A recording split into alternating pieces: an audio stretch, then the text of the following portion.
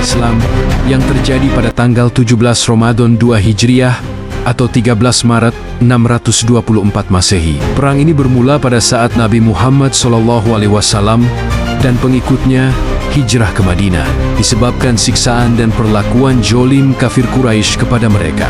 Harta dan rumah kaum muslimin yang ditinggalkan di Mekah telah dirampas oleh kafir Quraisy. Walaupun sudah hijrah, kaum muslimin dan kafir Quraisy masih berseteru dan beberapa kali terjadi pertikaian kecil di antara mereka. Ketegangan antara kaum muslimin dan Quraisy memuncak pada akhir 623 Masehi. Kaum muslimin yang selama ini diam ketika dizolimi mulai melakukan reaksi perlawanan.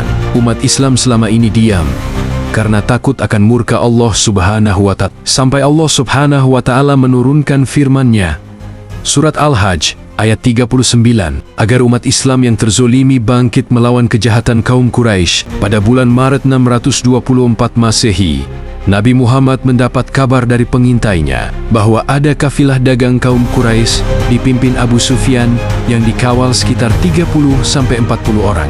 Kemudian Nabi Muhammad SAW mengumpulkan pasukan hingga berjumlah lebih dari 300 orang untuk menghadang kafilah dagang kaum Quraisy dari Syam yang menuju Mekah. Kafilah dagang ini dipimpin oleh Abu Sufyan dengan membawa 1000 ekor unta beserta muatannya, senilai 5.000 dinar emas yang setara dengan 21.000 lebih gram emas saat ini. Kaum muslimin bermaksud menghadang kafilah ini di daerah bernama Badar yang terdapat sumur dan beberapa mata air. Tempat ini biasa menjadi tempat persinggahan bila melakukan perjalanan dari Syam ke Mekah. Abu Sufyan yang saat itu mendapatkan kabar dari pengintainya. Abu Sufyan mengirim utusan tercepatnya untuk meminta bala bantuan ke Mekah. Bahwa ada rombongan dari Madinah berjumlah 300 orang lebih dengan 2 ekor kuda dan 70 unta. Saat mendengar kabar tersebut, para pemuka Quraisy segera menyiapkan pasukan.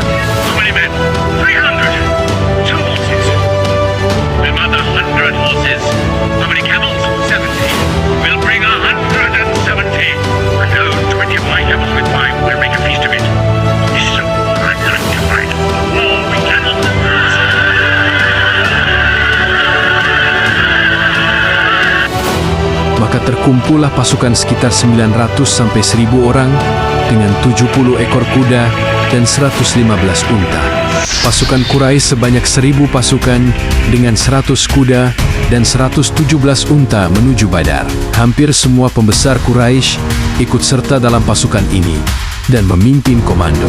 Di antaranya Amr bin Hisham, Abu Jahl, Utbah bin Rabi'ah, Abu Lahab dan Umayyah. Saat jarak tempuh sekitar 1 hari perjalanan, Abu Jahl mengirim Walid bin Utbah untuk mengabari Abu Sufyan. Abu Sufyan yang mendapat kabar dari Walid juga mendapat kabar dari pengintainya bahwa pasukan Madinah lebih dekat dari Badar. Oleh karena itu, Abu Sufyan segera menuju barat, menjauhi daerah Badar untuk mengamankan kafilah dagangnya. Dalam kafilah tersebut, banyak diantaranya barang titipan dari para pembesar Quraisy. Segera Walid bin Utbah kembali ke pasukan dan mengabarkan hal tersebut kepada pembesar Quraisy. Saat mendengar kabar tersebut, awalnya Utbah mengusulkan kembali ke Mekah karena alasan mereka berperang sudah tak ada lagi dengan selamatnya kafilah dagang Abu Sufyan dan untuk menghindari peperangan sesama saudara. Akan tetapi Umayyah mencibirnya sebagai seorang pengecut, maka berangkatlah pasukan Quraisy pada pagi harinya ke Badar. Sementara pasukan muslimin sudah lebih dulu sampai di sumur Badar dan mendirikan kem serta menguasai sumber air. Sesampainya pasukan Quraisy di sumur Badar, mereka mendapatkan beberapa mata air dan sumur di sana sudah ditutup bebatuan oleh pasukan muslim. Pasukan muslim hanya menyisakan 1 sumur yang terdapat dalam base camp mereka. Pasukan Quraisy yang melakukan perjalanan dari pagi hingga siang hari di tengah panasnya padang pasir sudah banyak yang nampak kehausan dan kelelahan. Abu Jahl melihat ada kekacauan di antara pasukannya yang mulai berebut air, segera memobilisasi mereka membentuk barisan. Maka berhadapanlah kedua pasukan tersebut di lembah Badar. Pasukan Muslim berjumlah 313 orang, terdiri dari 82 kaum Muhajirin, 61 dari suku Aus, dan 170 dari suku Khazraj. Dua suku Madinah ini kemudian disebut sebagai kaum Ansyar. Dari 313 kaum muslimin, akhirnya hanya 305 orang saja yang mengikuti pertempuran. 8 orang di antaranya tak dapat ikut karena ada sebab yang berbeda-beda. Di antaranya Utsman bin Affan yang disuruh kembali ke Madinah karena istrinya sakit yang merupakan anak Rasulullah bernama Ruqayyah yang kemudian meninggal selepas perang Badar. Tolha dan Zaid bin Sabit yang diutus Rasulullah mengawasi pergerakan kafilah dagang kaum Quraisy. Kemudian 5 di antaranya dari kaum Ansyar yang juga mendapat perintah dari Rasulullah. Salah satunya Abu Lubabah yang diangkat Rasulullah sebagai wakilnya di Madinah. Sementara kaum Quraisy berjumlah 900 sampai 1000 pasukan dengan 100 kuda dan 117 unta, dan Amr bin Hisham sebagai panglima tertinggi. Rasulullah berdoa kepada Allah Subhanahu wa Ta'ala, "Ya Allah, jika pasukan ini hancur pada hari ini, tentu Engkau tidak akan disembah lagi. Ya Allah, kecuali jika memang Engkau menghendaki untuk disembah untuk selamanya setelah hari ini." Saat kedua pasukan sudah saling berhadapan, majulah Utbah bin Rabi'ah dari pihak Quraisy menantang duel tanding. Utbah memanggil saudara kandungnya Syaibah dan anaknya bernama Walid. Kemudian majulah 3 orang kaum Ansor. Kemudian Utbah menolak karena ia hanya ingin duel tanding sesama Quraisy. Kemudian paman Rasulullah bernama Hamzah bin Abdul Muthalib maju untuk melawan Utbah. Ditunjuk pula Ali bin Abi Thalib melawan Walid dan Ubaidah bin Harits untuk melawan Syaibah. Hamzah dan Ali dengan mudahnya mengalahkan lawan tandingnya, sementara Ubaidah mendapat perlawanan sengit dari Syaibah. Walaupun akhirnya Ubaidah berhasil mengalahkan Syaibah, akan tetapi ia mendapat luka yang sangat parah, sehingga wafat setelah 4 hari pertempuran Badar. Kekalahan 3 perwakilan dari Quraisy menyebabkan moral pasukan turun, sementara di pihak kaum Muslim membangkitkan moral dan semangat yang sangat tinggi. Kemudian Abu Jahl memerintahkan pasukan maju sambil melepaskan anak panah. Kemudian dibalas oleh pasukan kaum muslim dengan panah dengan barisan yang rapi. Sebelum pertempuran berlangsung, Rasulullah memerintahkan agar pasukan mempertahankan barisan dan menggunakan senjata jarak jauh. Kemudian menggunakan pedang saat musuh mendekat, hingga akhirnya pedang kedua pasukan saling beradu dengan semangat juang hidup mulia atau mati syahid.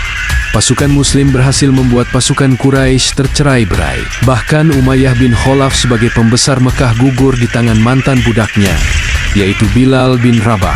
Pertarungan semakin sengit, hingga akhirnya komandan tertinggi Quraisy, yaitu Amr bin Hisham atau Abu Jahl tewas. Saat kematian Abu Jahl tersebar, maka hancurlah moral pasukan Quraisy dan segera melarikan diri meninggalkan medan perang. Pertempuran itu hanya berlangsung beberapa jam dan selesai lewat tengah hari.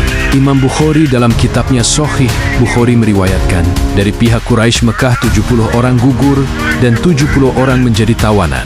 Sementara dari pihak Muslim 14 orang gugur, 6 dari kaum Muhajirin dan 8 dari kaum Ansyar. Berbagai sumber tidak menyebutkan berapa yang terluka dari kedua belah pihak. Dalam berbagai sumber disebutkan bahwa kesaksian para tawanan mengatakan bahwa mereka melihat bahwa banyak penunggang kuda putih dengan berjubah putih. Hal ini pun diceritakan dalam Al-Quran, surah ketiga, ayat 123. Sungguh Allah telah menolong kamu dalam peperangan Badar, padahal kamu adalah ketika itu orang-orang yang lemah. Karena itu bertakwalah kepada Allah, supaya kamu mensyukurinya. Sementara di Mekah membuat kesedihan mendalam dan sumpah serapah untuk membalas dendam atas kekalahan perang Badar. Hingga terjadilah perang Uhud 1 tahun kemudian. Demikianlah kisah perang Badar, yang merupakan perang pertama dan sebagai penentu kebangkitan Islam. Bantulah channel ini dengan like, komen, dan subscribe untuk menambah semangat saya menceritakan kisah selanjutnya. Wassalamualaikum warahmatullahi wabarakatuh.